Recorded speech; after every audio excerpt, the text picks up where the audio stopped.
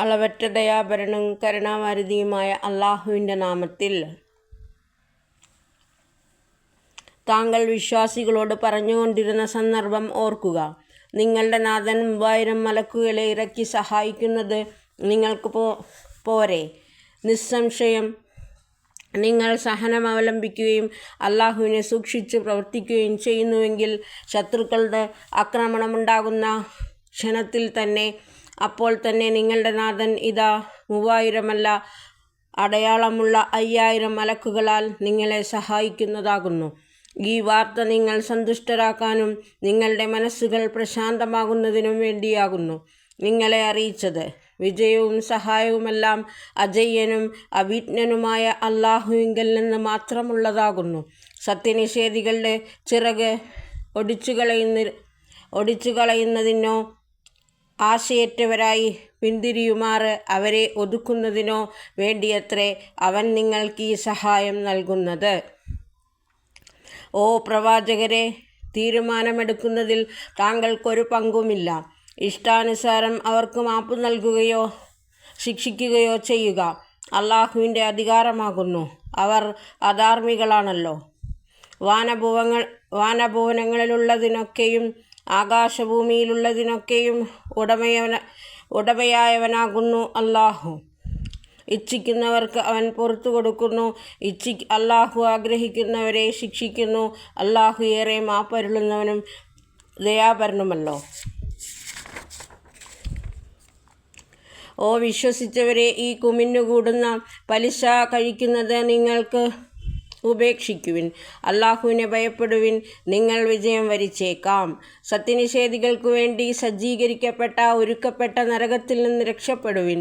അള്ളാഹുവിനെയും അവൻ്റെ ദൂതരെയും അനുസരിക്കുവിൻ. നിങ്ങൾക്ക് കരുണ ലഭിക്കുമെന്ന് ആശിക്കാം.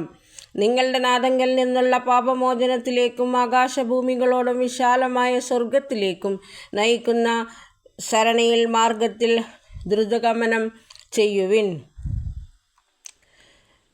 അതാവട്ടെ ക്ഷേമത്തിലും ക്ഷാമത്തിലും ധനവ്യയം ചെയ്യുകയും കോപത്തെ സ്വയം വിഴുങ്ങുകയും നിയന്ത്രിക്കുകയും ജനത്തിൻ്റെ ന്യൂനതകൾ ക്ഷമിക്കുകയും ചെയ്യുന്ന ഭക്തജനങ്ങൾക്കായി ഒരുക്കപ്പെട്ടിരിക്കുന്നു.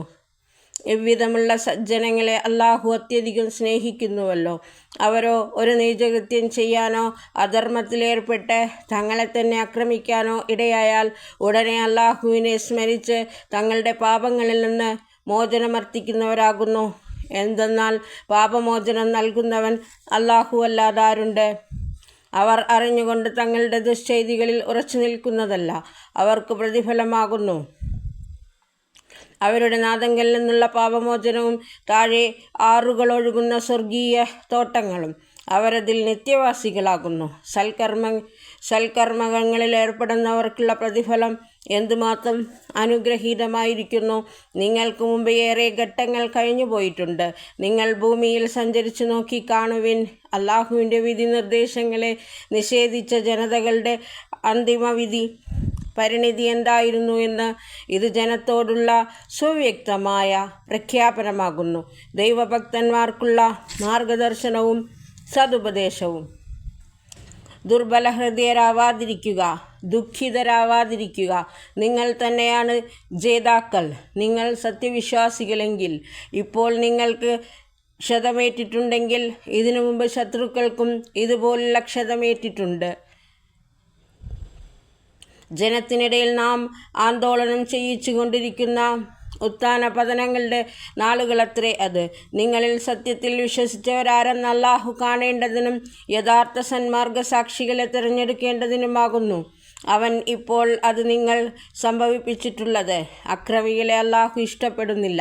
അങ്ങനെ ഈ പരീക്ഷണത്തിലൂടെ വിശ്വാസികളെ വേർതിരിച്ചു സത്യനിഷേധികളെ കൊമ്പുകുത്തിക്കുന്നതിന് അവൻ ഉദ്ദേശിച്ചിരിക്കുന്നു.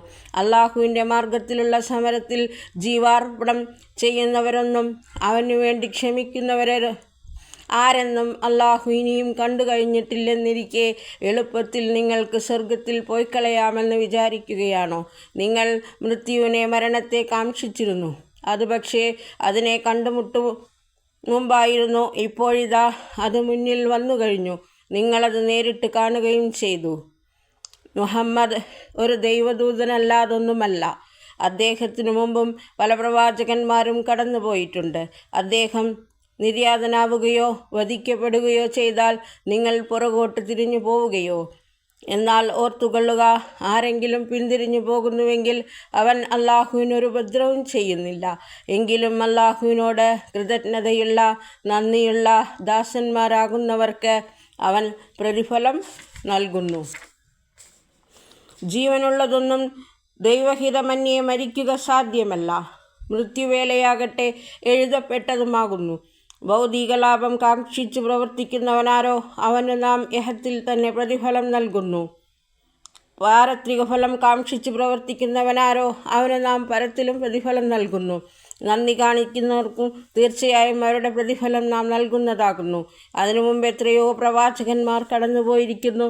നിരവധി ഭക്തന്മാർ അവരോടൊപ്പം സമരം ചെയ്തിട്ടുണ്ട്. അള്ളാഹുവിൻ്റെ മാർഗത്തിൽ നേരിടേണ്ടി വന്ന വിപത്തുകളെ ചൊല്ലി അവർ മനസ്സൊടിഞ്ഞവരായിട്ടില്ല. അവർ ദൗർബല്യം കാണിച്ചിട്ടുമില്ല.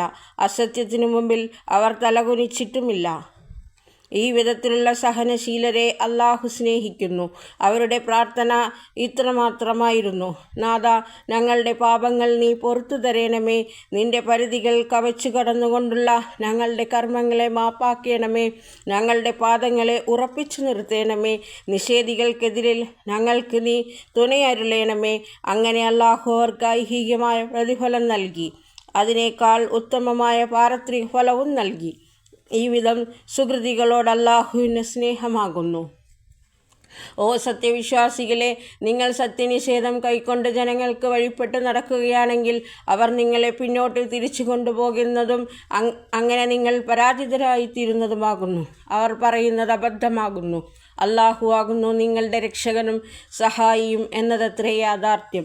സത്യം സഹായകരിൽ അത്യുത്തനല്ലോ അവൻ അള്ളാഹു.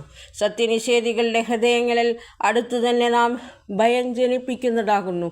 അള്ളാഹുവിൻ്റെ പങ്കാളിയാണെന്നതിന് ഒരു തെളിവും ഇറങ്ങിയിട്ടില്ലാത്തതിനെ അവർ അള്ളാഹുവിൻ്റെ പങ്കാളികളാക്കിയത് കൊണ്ടത്രേ അത്. അവരുടെ അന്തിമ സങ്കേതം നരകമാകുന്നു.